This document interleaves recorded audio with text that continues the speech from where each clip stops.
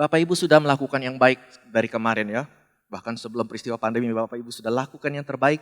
Tapi memang ada kenyataan-kenyataan yang harus kita hadapi semua. Ya sementara itu boleh nggak musik mainkan tipis-tipis, minta C deh. Nah, maklum Bapak Ibu saya hybrid. Ya pemazmur iya, pengkhotbah iya. Jadi maunya suara merdu melulu begitu ya kan. Nah Bapak Ibu sudah melakukan yang baik. Tetapi ada kenyataannya apa? Belum tentu semua orang tahu. Bapak Ibu sudah lakukan yang baik, belum tentu semua orang berterima kasih kepada Bapak dan Ibu. Bapak Ibu sudah melakukan yang terbaik, ya, tetapi belum tentu orang ingat jasa Bapak dan Ibu. Itu kenyataan. Jangankan yang 3 tahun, 5 tahun Bapak Ibu sudah lakukan, yang kemarin Bapak Ibu lakukan pun belum tentu mereka ingat. Bapak dan Ibu sudah melakukan yang terbaik yang saudara bisa. Tetapi yang mereka ungkit-ungkit, yang mereka tuntut dari kita apa? Kelemahan kita, keterbatasan kita, kekurangan kita. Betul? Bapak Ibu sudah melakukan banyak hal yang terbaik. 100 hal. Tetapi yang mereka tanya adalah, kamu belum melakukan hal yang ke-101. Capek deh. Bapak dan Ibu sudah lakukan yang terbaik. Tetapi apa artinya di belakang? Mereka malah membicarakan kita hal-hal yang melemahkan kita. Hal yang menyedihkan kita. Bapak Ibu sudah lakukan yang terbaik. Malah lebih puncaknya apa? Mereka membalasnya dengan kejahatan. Hal yang jahat buat kita. Tapi saya percaya, makanya ada pepatahnya kan? Apa? Air susu dibalas, air tuba. Ya, itu sudah pepatah lama. Kalau tahun baru mesti pepatah baru, saudara. Kopi susu dibalas kopi cyanida, Bapak Ibu ya kan. Kopi sih keren ya kan, cyanida mau. Tapi saya percaya bahwa Tuhan mempertemukan kita hari ini untuk memberi pesan penting buat kita semua. Apa itu? Tetap lakukan yang baik. Tetap jangan berhenti menjadi yang terbaik. Apapun kenyataan yang saudara sedang hadapi. Bagaimanapun umpan balik atau perilaku orang lain terhadap kita. Karena Tuhan berkata, ketika engkau memberi atau melakukan sesuatu yang baik, jangan sampai tangan kirimu tahu. Apa sih maksudnya? Seringkali kita berpikir, oh itu supaya orang lain tidak tahu. Tetapi mari kita pikir, bagaimana mungkin tangan kiri tidak tahu apa yang tangan kanan lakukan? Gimana caranya? Karena otak kita kan satu. Maksud Tuhan itu seperti ini. Jangan engkau berharap orang lain tahu. Sebab engkau akan kecewa. Ketika engkau melakukan sesuatu, bahkan anggap aja supaya tangan kiri gak tahu. Tetapi saudara bisa pastikan Bapakmu di tempat yang tersembunyi melihatnya dan membalasnya buat kita semua. Segala jerih payah kita dalam bersekutu dengan Tuhan tidak akan sia-sia. Yang setuju katakan amin. Tepuk tangan buat Tuhan kita, haleluya. Apapun yang sudah saudara tabur, semua Tuhan perhitungkan. Amin. Karena bicara soal tidak sia-sia, apa artinya? Artinya adalah saudara menerima upah. Buat saya upah saya adalah selalu ada orang yang dikuatkan, selalu ada orang yang diberkati. Itu menjadi upah buat saya. Nah, bagaimana dengan kita? Mari kita buka firman Tuhan. Di Kolose 3.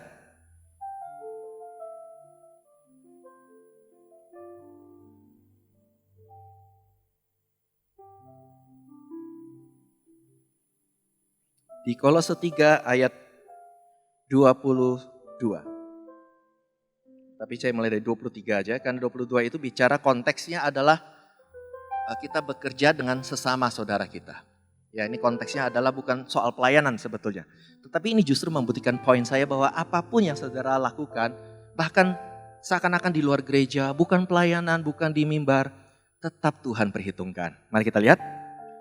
Kolose 3 ayat 23, apapun juga yang kamu perbuat, perbuatlah dengan segenap hatimu, seperti untuk Tuhan dan bukan untuk manusia. Kenapa?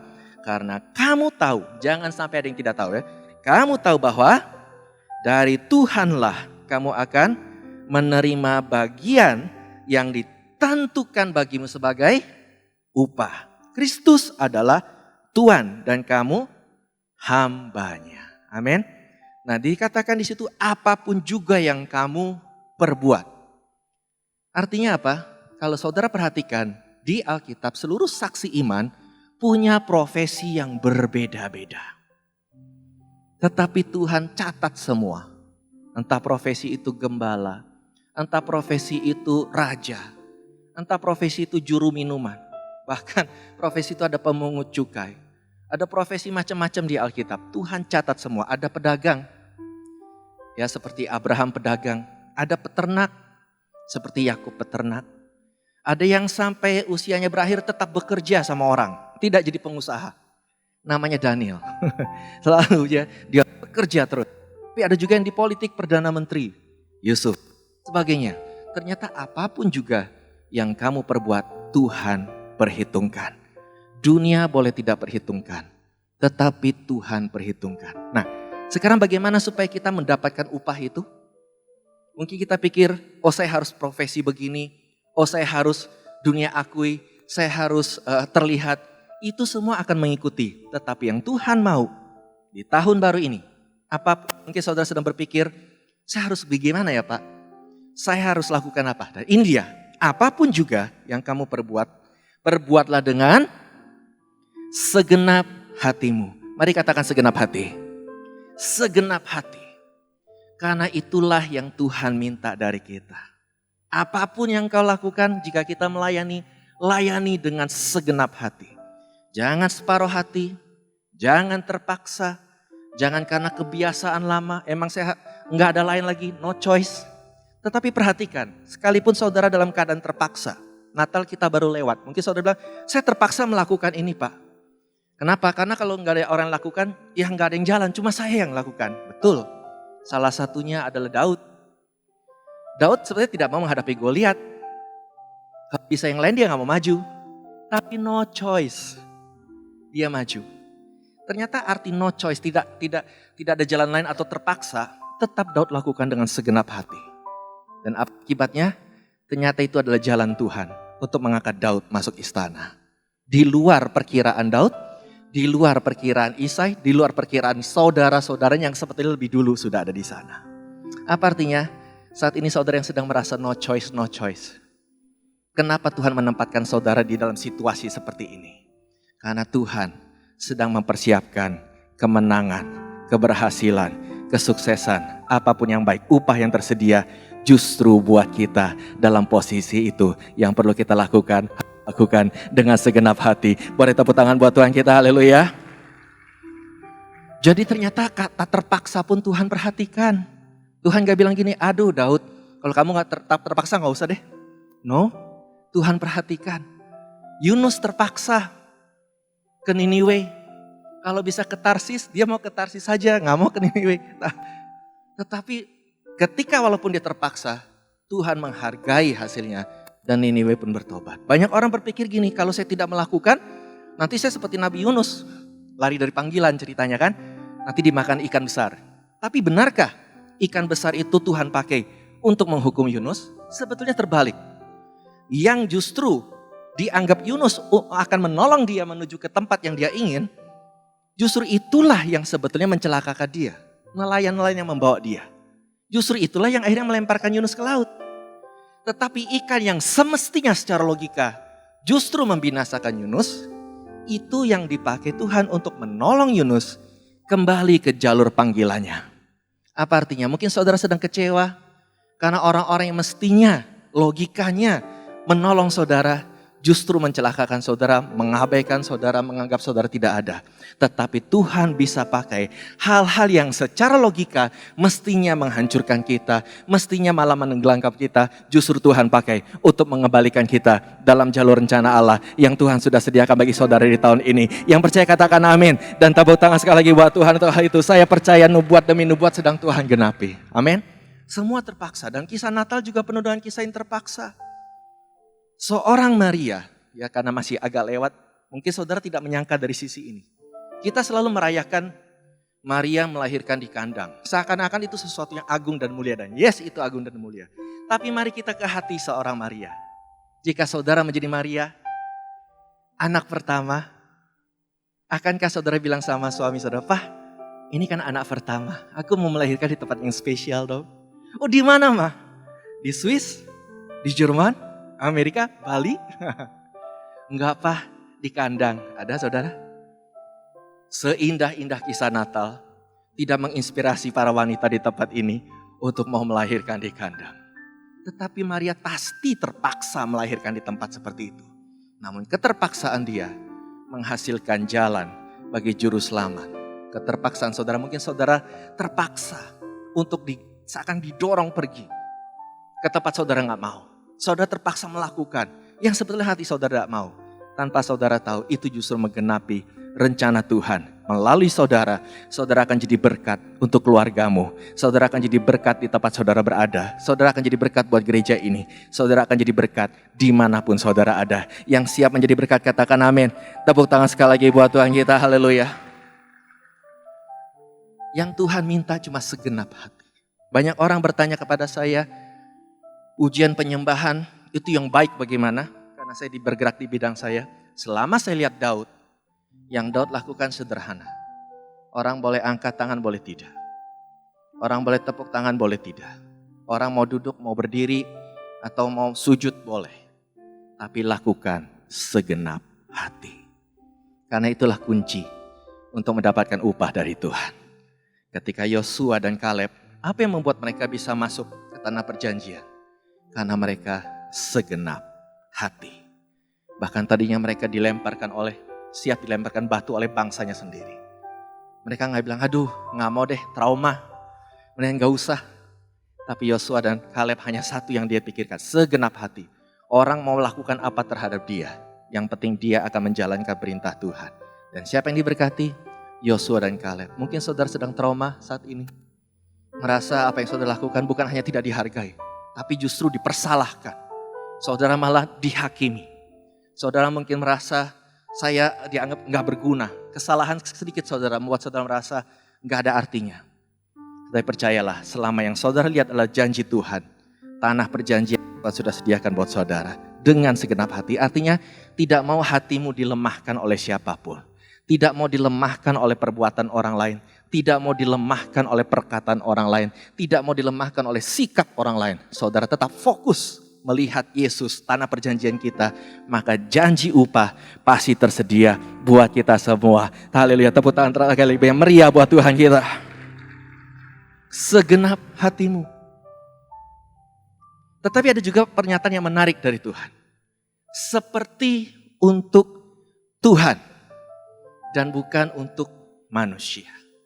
Kenapa Tuhan bilang seperti untuk Tuhan?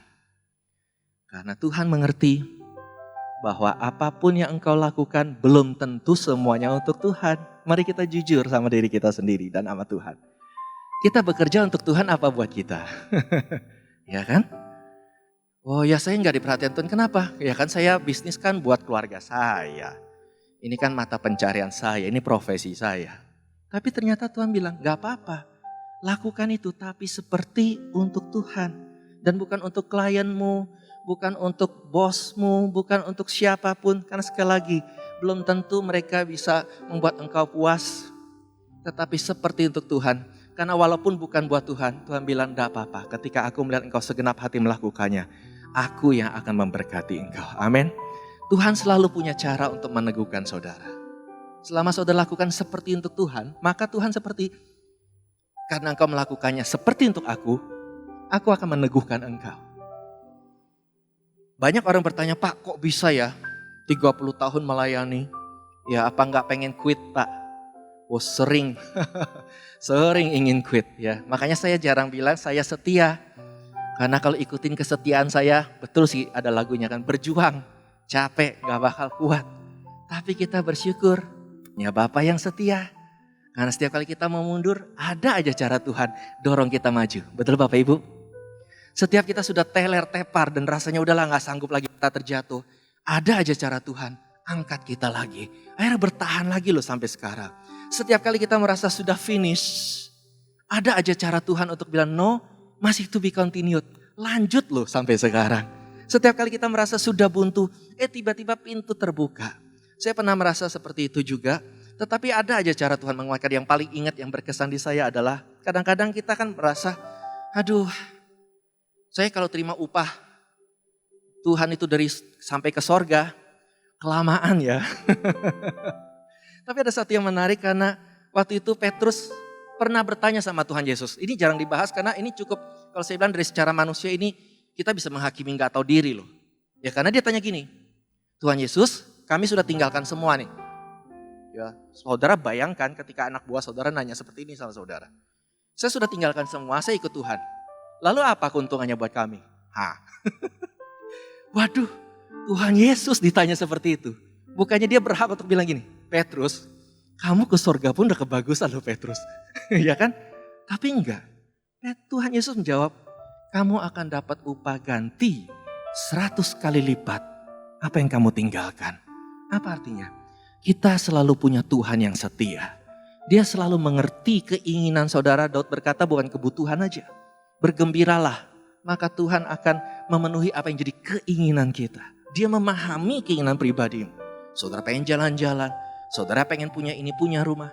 Tuhan ngerti. Bukan soal kebutuhan Allah memenuhi kebutuhanmu. Allah juga mau memenuhi keinginan kita. Itulah Bapa kita. Itulah saudara, anak saudara pengen apa, kalau bisa beliin kita beliin. Selama membuat dia happy, Tuhan punya hati, selalu pengen punya memenuhi apa yang kita inginkan. Tetapi ingatlah, bagian kita melakukan segenap hati, seperti untuk Tuhan. Jadi artinya apa? Kita nggak perlu punya motivasi salah. Kalau ada orang yang bicara, kalau mau melayani Tuhan nggak boleh motivasi salah. Kalau saya suka bicara begini, nggak perlu. Kenapa? Bapak kita tahu kok yang kita perlukan. Ngapain motivasi salah? Karena kalau kita punya motivasi salah, kita yang nggak kuat. Kalau saya punya motivasi salah dan membuat lagu, saya pasti nggak kuat.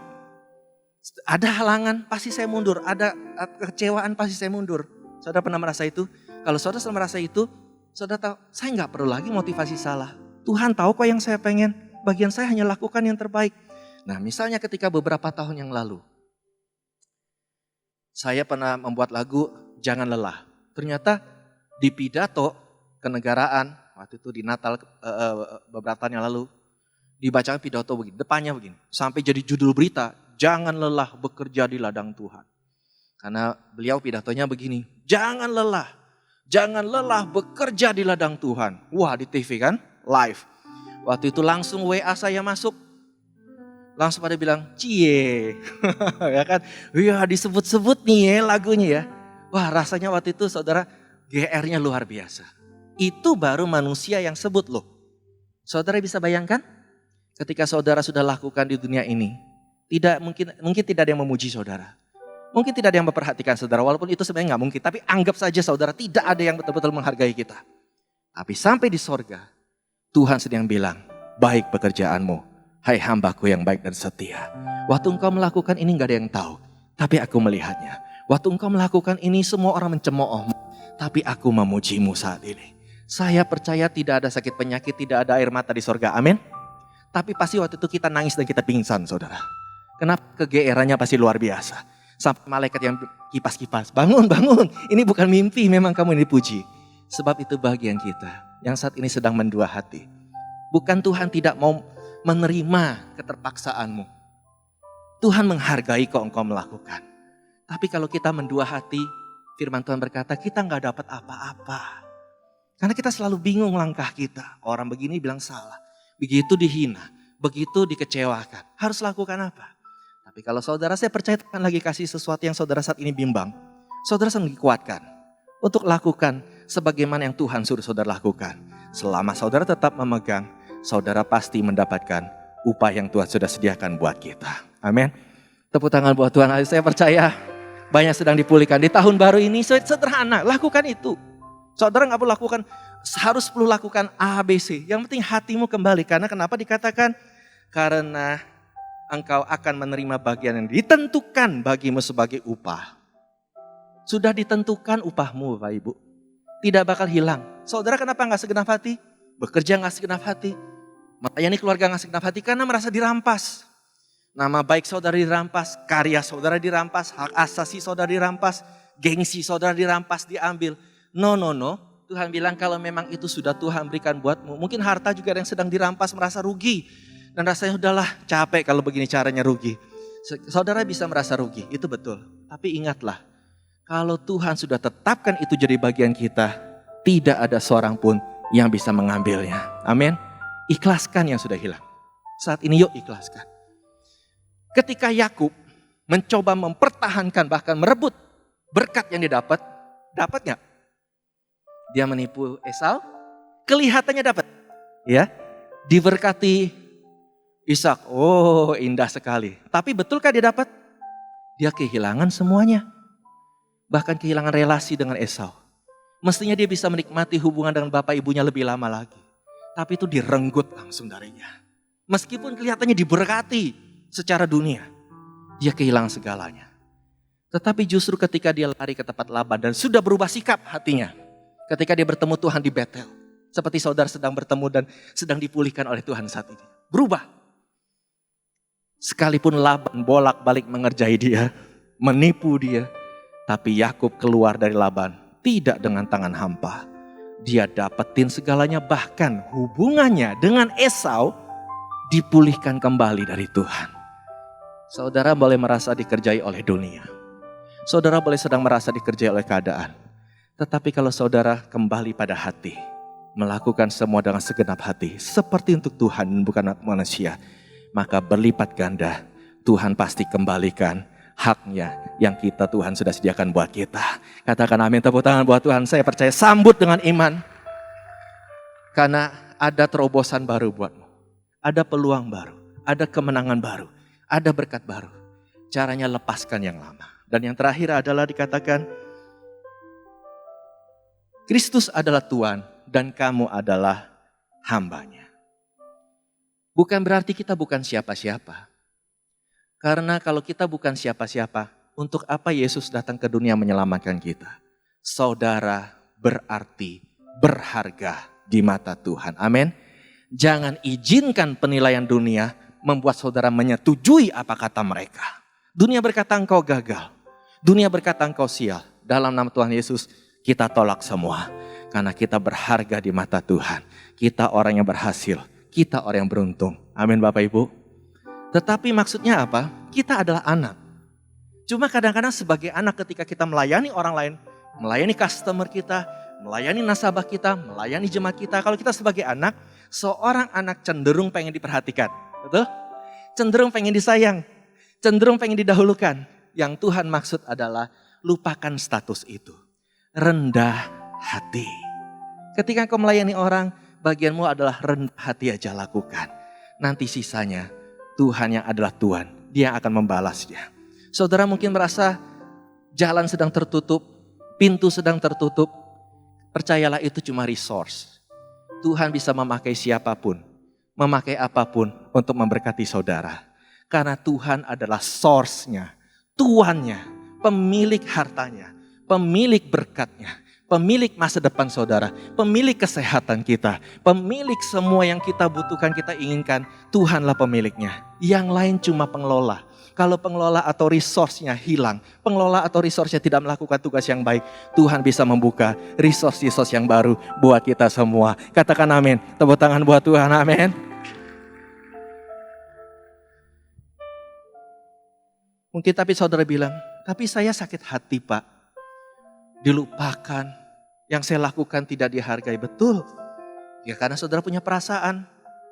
Tapi lihat, ketika Yusuf sudah melakukan yang baik, ternyata juga, meskipun dia titip pesan loh, tolong ya, kasih tahu Firaun, aku ini berjasa loh, tolong ya, siap. Tapi lupa. Tapi Tuhan bikin Firaun bermimpi dan tidak bisa ditafsirkan siapapun, sehingga juru minuman dengan cara yang ajaib Tuhan ingatkan untuk, oh aku ingat, ada yang bisa menolong problem ini, namanya Yusuf. Tuhan punya cara untuk promosikan kita. Apakah cuma itu? Ada lagi, bertentangan sedikit. Mordekai di kitab Esther, dia sudah berjasa untuk mencegah kudeta terhadap raja, tapi rajanya lupa dan dia tetap di luar istana, tidak mendapatkan apa-apa, dilupakan. Saya percaya sepanjang tahun pasti dia juga punya perasaan, kok aku dilupakan, kok aku diabaikan. Tetapi Tuhan terbalik, bikin rajanya tidak bisa tidur. Kalau tadi Firaun dibikin tidur bermimpi, ini rajanya dibikin tidak bisa tidur. Akhirnya raja bingung, galau, mau ngapain ya? Waktu itu TV kabel belum ada. Jadi ya sudahlah, saya ke perpustakaan, baca buku. Ketika baca buku sejarah, dia lihat, ini ada namanya Mordekai. Pernah berjasa menyelamatkan saya. Di mana orangnya? Ternyata dia katakan, Ada Pak di luar. Nah, apa yang terjadi? Justru dia diangkat, dipermuliakan. Apa artinya? Saat kita belum mengalami hal itu, Tuhan mau kita terus menabur. Terus menabur, justru jangan berhenti menabur. Terus menabur. Karena pada saatnya Tuhan selalu punya 1001 cara bahkan lebih untuk promosikan kita. Kalau kita punya hati sebagai hamba.